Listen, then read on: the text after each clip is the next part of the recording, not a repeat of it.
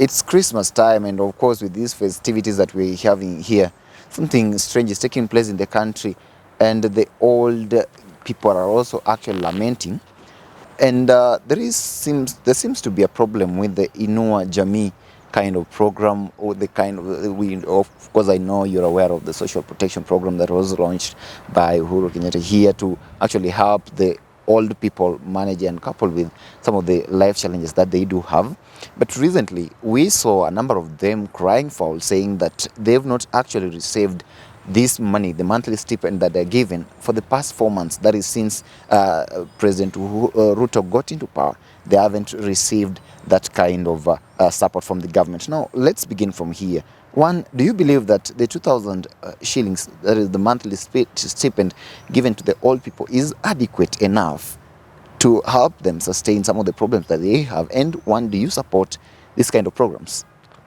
Well, 2,000 may not be enough, but if they are complaining, it means at least they appreciate it. So it may not be enough, it will not be much, but it is something. Whether I support it or not, I will give you my straight answer is anything that is extended to the vulnerable in society is welcome, and I will support it.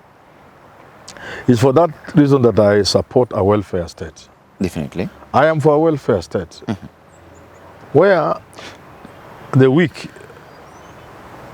are allowed to live and get the minimum required to survive or to exist, to live. And therefore, I strongly supported Raila's 6,000 shillings per family that was vulnerable. It has worked elsewhere, it works elsewhere, and I am firmly in support if it is well managed. Do you believe Raila's proposal would have worked in Kenya? Why not? And it has worked in bigger countries like Brazil. You can't compare Kenya's population to Brazil. It has worked. It works. Now, the government has not been able to disperse 2,000 shillings to the old people actually, and perhaps those who are... this... How can they manage to... this 2,000 shilling kwa wazee was experimental, and it was being incremental up to a point when it will be universal.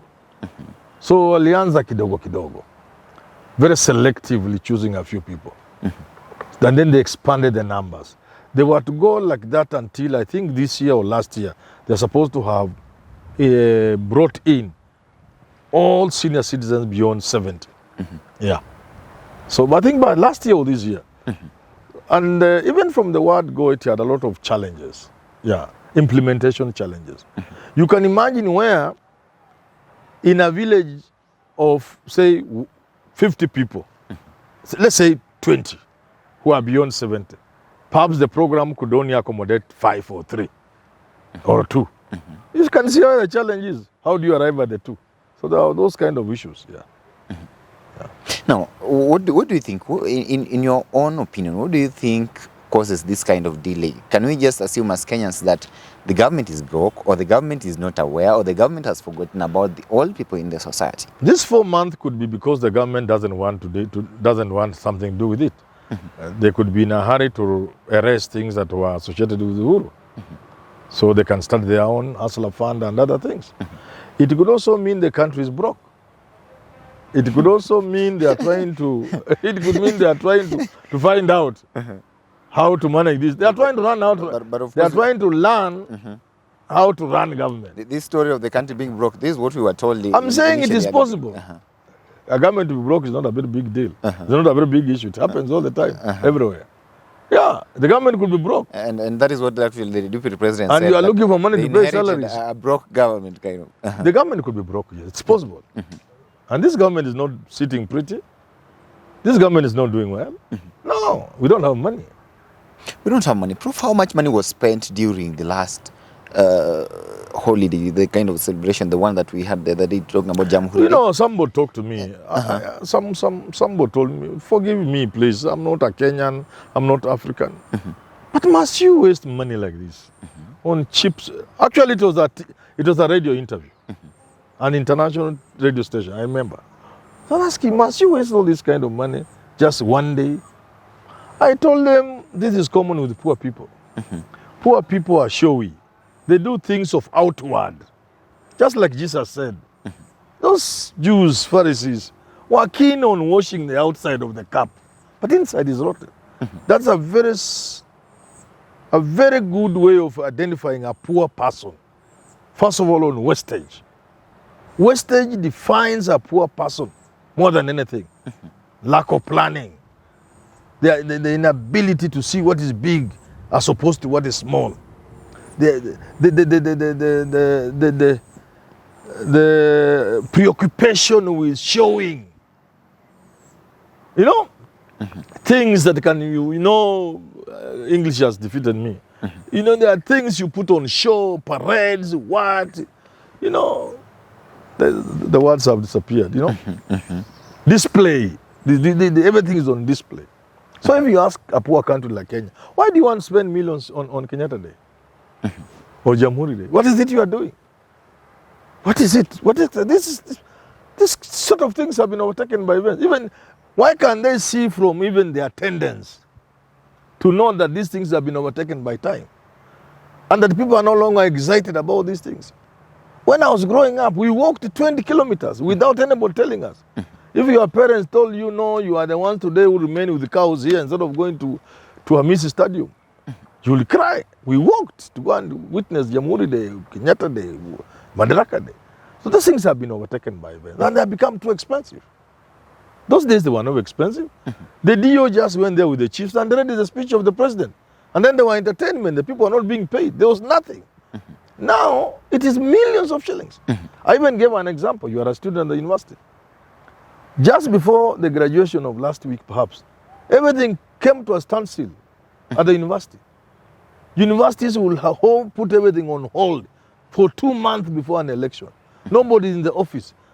Everybody at a graduation square to inspect this, they are where, doing what, every meeting's all over. Wasting time. And then the money.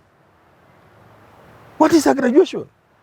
You just put people in Taifa Hall. Is it Taifa Hall? And you don't graduate crowds of people. You graduate people when they are ready.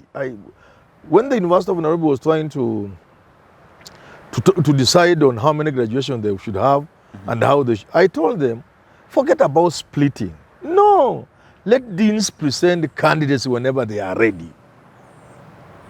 They could be 100, they could be 50, they could be 300 from January to December. Then it's a small matter. That's why if you go for a visa, many people are turned down. You want a visa to go to the UK for a graduation, they look at you and say, are you normal? A graduation? To take you to America? No. So the same thing with Madaraka Day. Display. And you are a poor person. Yeah. No, Prof, my question is this. Now, getting back to with the old and aged kind of population actually writhing in pain and agony, languishing in abject poverty down there, yet the government is able to provide, of course, initiate the so-called hustler fund and perhaps have this kind of funds to run other affairs, of which to you consider perhaps are unnecessary. Are you therefore trying to say that our government has got some sort of misplaced priorities? It's not a question of priorities. It is being populist in some instances. So look at kazi kwa vijana. Everybody knows it's rubbish. But because it is populist, the Kibaki government put it in place, the Uhuru government supported it, the Ruto government said, no, now they have sneaked it back, hustler fund. They all know these things are useless. But populism, which unfortunately shouldn't be the case because we are a poor third world country. We need to use our resources in a prudent manner. Because the same people you are trying to please are the same people who are going to suffer because of those bad policies. Yeah. So if at all you were to advise the government perhaps, how then are they supposed to be dealing with these old people so that we do not actually see some of the things that we are actually seeing here? Because these people are actually going hungry. Some of them are even unable to access healthcare, and we are in a country where getting treated alone is very difficult. So how are we going to take care of our aged? How are we going to come up with structures that can actually help us deal with this kind of problem? It will get worse. There are two ways out. Number one, let us have social services free of charge. Let healthcare be free in this country. Free and decent and good. How possible is that? Why? Why not? This country can afford quality healthcare, free. What will it cost us? Then The what is money we happening? steal every day. Free education. Once you have this free education, free healthcare, subsidized housing and transport and so on and so forth, then the majority of all Kenyans can afford to live basic standards of life. And then you move to the next level. You say, even with all that, there will still be people who are so bad they need support of government. All of them must be put on some stipend. The country can afford. Evans, at the end of the day, every country is judged by how it treats its vulnerable, its elderly, its children. You know, that's how you are judged. You are judged by how you treat the poor, the old.